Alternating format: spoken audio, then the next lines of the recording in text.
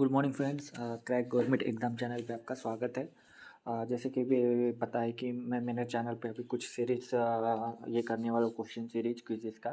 तो आज पॉलिटी के लिए मैंने ये सीरीज किया है। कुछ पॉलिटी के बेसिक्स क्वेश्चन करते हैं जो एग्ज़ाम में पूछे जा सकते हैं, और ये कुछ ये क्वेश्चन है जो एसएससी या रेलवे में पहले ही आ चुके हैं।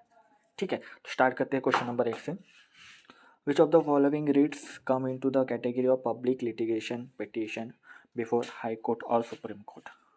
ठीक है, तो इसका आंसर अगर आप चेक करेंगे तो let me check.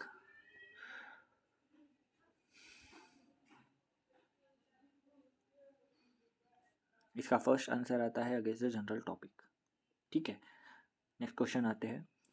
India is consider as republic mainly because. ठीक है, तो लेट एक ऑप्शन नंबर ए पे क्लिक करते हैं। ठीक है, तो इसका आंसर ये है, head of the state is elected. ठीक है, इसलिए रिपब्लिक कहा जाता है। What was the exact constitutional position of the Indian Republic when the Constitution was brought into force with effect from 26 January 1950?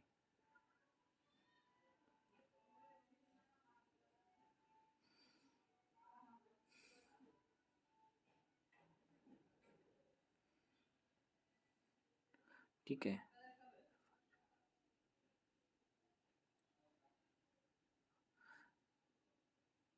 इसका अगर ऑप्शन डी सिलेक्ट करते हैं तो इसका आंसर आता है option number B, sovereign democratic republic. Next answer बताते हैं। Which writ is issue by high court और supreme court to compel an authority to perform the function that it is not performing. ठीक है, तो ये questions काफ़ी exams में पूछा है। ठीक है, विच कौन सा इशू, कौन सा रिट इशू होता है हाई कोर्ट से या सुप्रीम कोर्ट से एक अथॉरिटी को जो अपना वर्क या अपना फंक्शन परफॉर्म नहीं कर रहे हैं। ठीक है, तो इसका आंसर है ऑप्शन नंबर सी, मैंडेटस। ठीक है, ये एक रीट का याद रखिए। मैंडेटस होता है कि अगर कोई इशू अथॉरिटी काम नहीं कर रही है तो उसको डायरेक्टली हायर अथॉरिटी इशू करती है कि आप वहाँ पे फंक्शन करो। Separation of judiciary from executive has been provided in one of the following part of constitution. Separation of judiciary from executive। ठीक है, शायद से ये आर्टिकल 50 है, तो इसका आंसर है option number C, DPSP, directive principle of state policy, जहाँ पे जुडिशरी और एग्जीक्यूटिव को सेपरेट कहा गया है। Which of the following categories of the citizenship of prescribed age may be registered as a voter?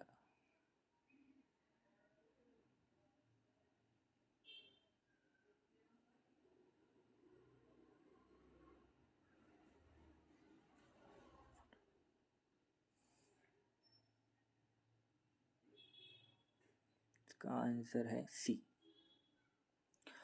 Which of these is not included as the fundamental right in the Indian Constitution? ठीक है, इनमें से कौन सा है जो fundamental rights नहीं है? ठीक है, ऑप्शन नंबर डी है, ये डीपीएसपी हो सकता है। ये डीपीएसपी है, right to equal wages for equal work, बाकी तो सारे फंडामेंटल राइट्स हैं। Bills of which of the following categories can initiate in Lok Sabha only?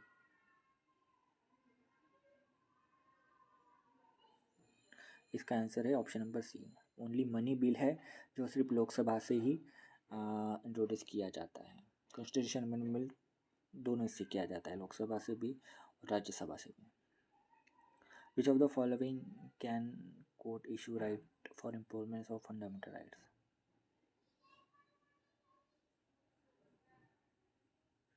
तो इसका आंसर है कि फंडामेंटल राइट को इम्प्रूव करने के लिए कोर्ट रिट्स कौन इशू करता है? रिट्स कोर्ट्स इशू करते हैं, तो इसका आंसर है option C. Under the DPSP means principle of state policy, up to what ages of children they are expect to provide free and compulsory education? तो इसका आंसर आपको पता होगा कि 14 साल तक के बच्चों को फ्री एंड का एजुकेशन मिलता है। Term security was added in the preamble. कौन से अमेंडमेंट से? आपको पता है कि प्रीएम्बल सिर्फ एक ही बार अमेंड हुआ है और वो भी इंदिरा गांधी जी ने किया था, ठीक है। तो वो पता है सबसे फेमस जो मिनी कॉन्स्टिट्यूशन इसको कहा जाता है अमेंडमेंट को, 42nd अमेंडमेंट है, जिसमें से सेकुलर वर्ड ऐड हुआ था प्रीएम्बल में। विच of the following is not fundamental right? इसमें से कौन सा है जो फंडामेंटल राइट्स नहीं है? तो ऑप्शन नंबर ये है, डी है। ये पहले था पर इसको हटाया गया 44 अमेंडमेंट से, राइट टू प्रॉपर्टी, ठीक है। ये लीगल राइट्स है बट फंडामेंटल राइट्स नहीं है। Which of the following reads or which of the following reads order of the High Court Supreme Court is sought to get an order of authority? Which of the following reads?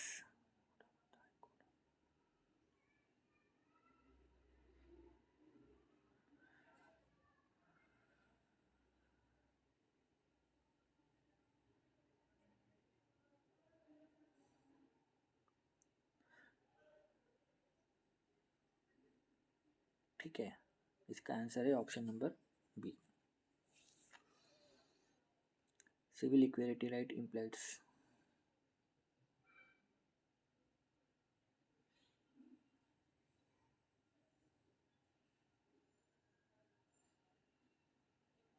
Equality, तो उसका option answer है equality of opportunity.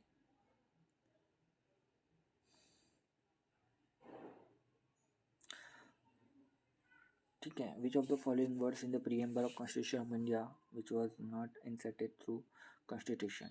42nd constitution में जो हुआ था preamble में, कौन सा वर्ड ऐड नहीं किया था? तो इसका ऑप्शन है सी। बाकी ये 3 वर्ड ऐड किए थे, socialist, secular, integrity. Indian parliament can rename or redefine the boundary of the state bye?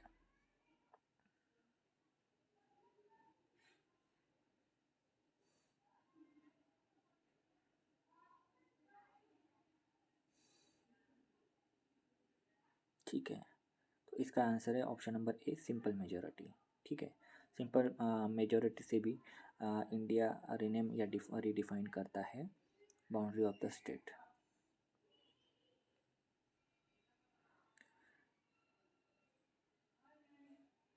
Writ issued by the Supreme Court compelling a constitutional authority to perform writ issued by the Supreme Court compelling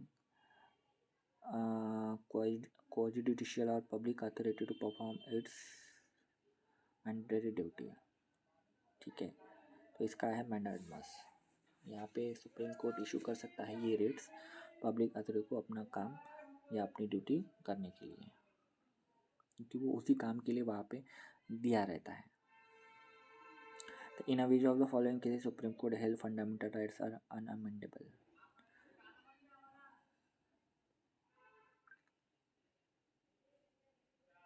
तो इसका answer है Keshavananda Bharati case.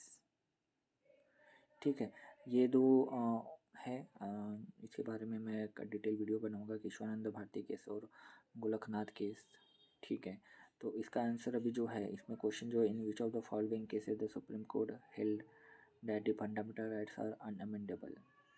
ठीक है, fundamental rights को अपन amend नहीं कर सकते, तो इसका आंसर है option number B, Keshavananda Bharati case. Direct to principle in our constitution are?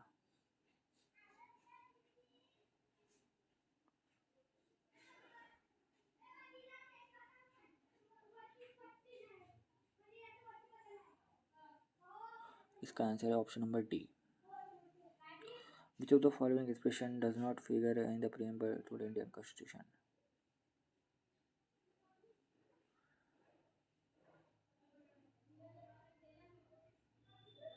इसका आंसर है option number B, socialist. Right to property was remove, किसने रिमूव किया था? इंदिरा गांधी गवर्नमेंट के, sorry Morarji Desai. Right 44 amendment जो है वो इंदिरा गांधी के बाद जो प्राइम मिनिस्टर हुए थे मोरारजी देसाई के हुए थे, तो इसका आंसर है option number B. Which of the following Indian constitution deal with the DPSP?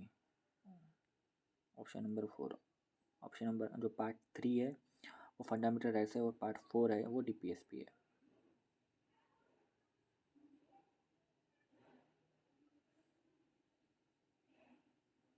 ठीक है। रेट्स कितने हैं, how many type of writs can be issue by supreme court? 5 writs रहते हैं। ठीक है।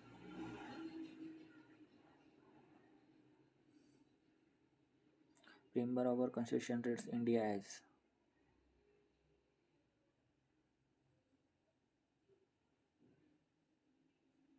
ठीक है। प्रीमेंबर में यही है, यही ऑर्डर में है, sovereign, socialist, secular, democratic, Republic. Who is the guardian of the fundamental rights? Fundamental rights के गार्डियन कौन है? तो सुप्रीम कोर्ट। ठीक है। तो फ्रेंड्स अभी के लिए इतना ही। इसके बाद के क्वेश्चंस के लिए मैं और एक वीडियो बनाऊंगा। ठीक है। कुछ क्वेश्चंस गलत हुए क्योंकि मैं खुद बना रहा हूँ तो हो सकता है मेरे भी कुछ क्वेश्चन है। हाँ बट ये है कि जो भी क्वेश्चन यहाँ के आते हैं वो राइट्स है और मैं ऐसा ही सीरीज करने वाला हूँ। तो अगर आपको रेलवे या कोई भी गवर्नमेंट एग्ज़ाम का प्रिपरेशन करें और आपको पॉलिटी, हिस्ट्री, उसके बाद करंट अफेयर्स का करना है तो उसके लिए चैनल को सब्सक्राइब कीजिए, मैक्सिमम शेयर कीजिए वीडियो को। ठीक है। और अच्छे क्वेश्चंस के क्वालिटी क्वेश्चंस मैं लेने वाला हूँ क्योंकि अभी NTPC का भी CBT 2 है तो उसके लिए मैं एक बड़ा सीरीज बनाने वाला हूँ। ठीक है। तो उसके लिए आप चैनल को सब्सक्राइब कीजिए, कुछ भी आपको लगता है कमेंट कीजिए। ठीक है।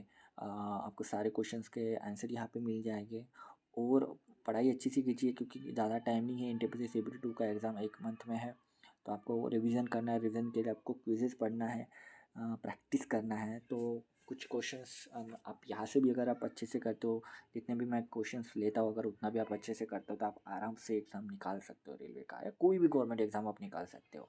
ठीक है। तो अभी के लिए इतना ही। शुभ बेस्ट ऑफ लक।